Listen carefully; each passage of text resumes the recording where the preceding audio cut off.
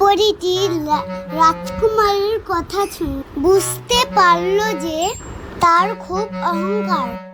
তাই পরীটি মনে মনে কিছু ভাবতে শুরু করলো।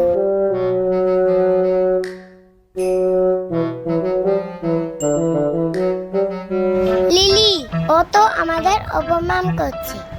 আমরা কিভাবে এই ভাষাতে থাকবো? হ্যাঁ, আমি এই পাতাল রাজকুমারীর সাথে কখনোই বন্ধুত্ব করব না। তোমরা শোনো আমার কথা। রাজা আমাকে নিয়ে এসেছে এখানে। আমার কাজ তো আমাকে করতেই হবে। ওদের এখনই আমার প্রাসাদ থেকে বের করে দাও। পরী রাজকুমারীর কথা মতো টোটো আর মিনিকে প্রাসাদ থেকে বাইরে নিয়ে গেল এবং বলল,